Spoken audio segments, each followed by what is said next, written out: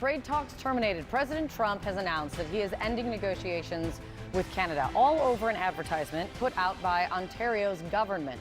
The ad uses the words from President Ronald Reagan in a 1987 address, there's video right there, where he criticizes tariffs. The Reagan Foundation, though, yesterday put out a statement saying that the ad misrepresents the late president's speech. What's not clear is how they believe that Reagan really was misrepresented. Here's part. When someone says, let's impose tariffs on foreign imports, it looks like they're doing the patriotic thing by protecting American products and jobs. And sometimes for a short while it works, but only for a short time. But over the long run, such trade barriers hurt every American worker and consumer. High tariffs inevitably lead to retaliation by foreign countries and the triggering of fierce trade wars. Then the worst happens. Markets shrink and collapse, businesses and industries shut down, and millions of people lose their jobs. Canada has yet to respond to the president now cutting off trade talks. All of this comes against an important backdrop. Just hours before, really, President Trump is set to head to Asia for what could be the most important trade talks of all. Not with Canada, but with the world's second largest economy, China. The president still, at least as right now, expected to sit down and talk trade with Chinese President Xi Jinping next week. CNN's Elena Trine is at the White House. But first, Elena, Canada, what's happening?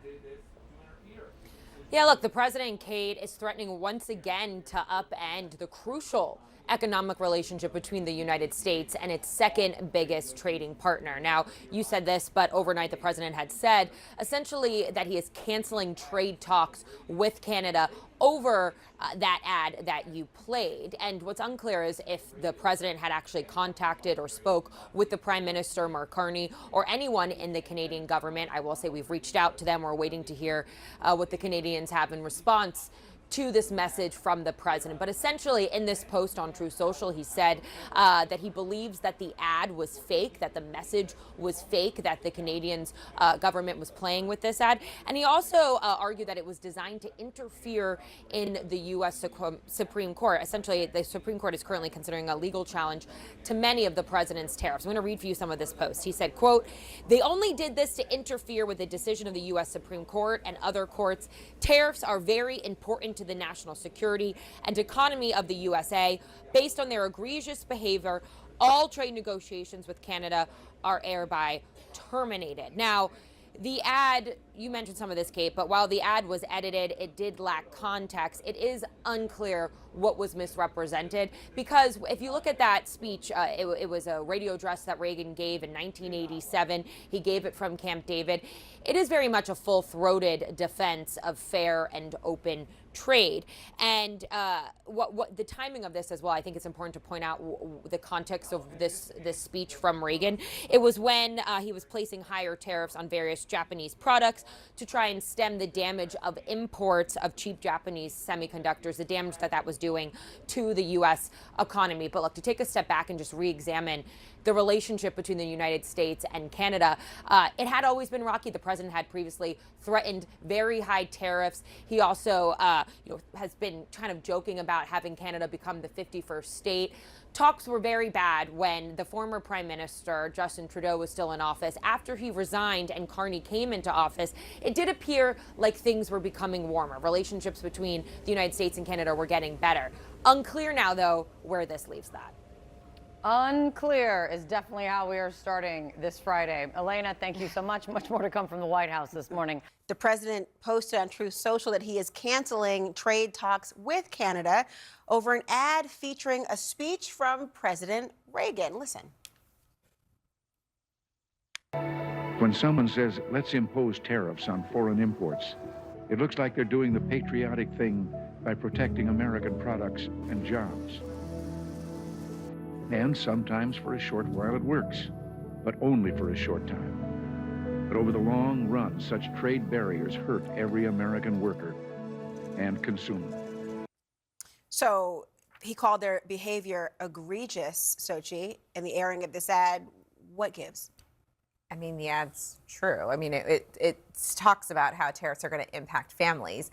Listen, I don't think that Donald Trump is So, I mean, you just cannot predict what he's going to do on tariffs, and it impacts the economy. And there has been so much whiplash when it comes to these tariffs that it is very clear that he never had a plan and currently does not have a plan on how to land the plane on when it comes to his tariff strategy. But it's the use of Reagan, I think it's important to note, because I know Democrats have made a very big deal of comparing and contrasting who has been looked at as the symbol of republicanism, Ronald Reagan, to Trump. Maybe that ruffled his feathers. Well, I think what also ruffled his feathers is he understands that the Supreme Court will be hearing oral arguments on this. And I think that the administration is very nervous about what the Supreme Court is going to do. And the next few weeks are critical for the administration and Donald Trump's tariff policy. So when he sees an ad like this coming from Canada, as has been reported, I think that is what ruffled his feathers, because he understands that there isn't wide support for his tariffs. And heading into the Supreme Court arguments, that could be a problem. Good point. But you know what? It's one thing, Sochi, for Democrats to say, look, we disagree with the president's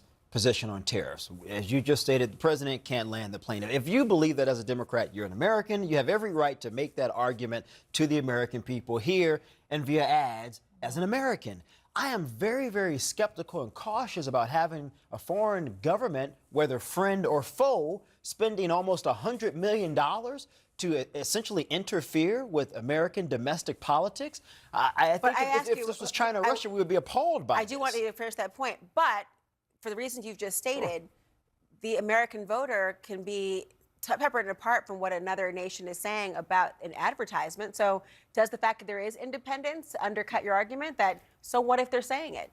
I don't think it does at all, Laura, because again, if you open this Pandora's box as it pertains to tariffs, what's to then stop a foreign entity from saying, you know what, we don't like this particular political leader, so maybe we should spend $100 million to say we prefer a Democratic president over a Republican president because their tariffs will be more beneficial to our economy, our bottom line. I don't want to open that door. And so I'm in agreement with the president. You have overstepped your boundaries. You can absolutely negotiate with the White House and the officials that the president has appointed to negotiate tariffs, what's in the benefit of the U.S., what's beneficial to Canada. I'm in agreement. That's the normal, regular process, regular order.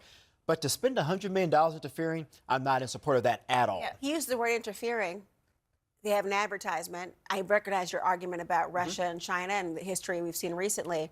But is this where we should be politically, that trade negotiations are off because of an ad? Well, I was just going to mention that. And I think I agree. I don't think it should be.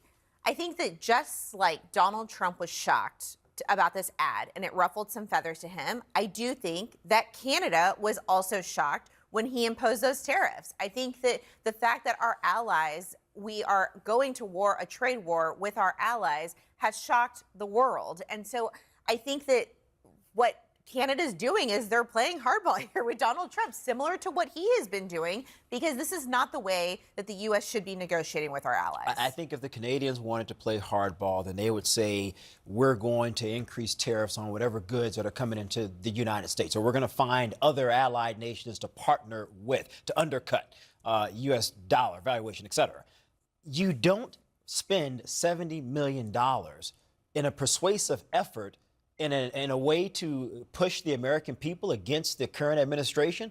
That's not the role of the Canadian government. And by the way, I would say we shouldn't interfere in their politics either by running ads. We should go through a process of having our political leaders negotiate and then figure out what the resolution is, Laura. But I think Americans, Republicans and Democrats, should be highly skeptical of this. And I consider the Canadians to be a friendly nation.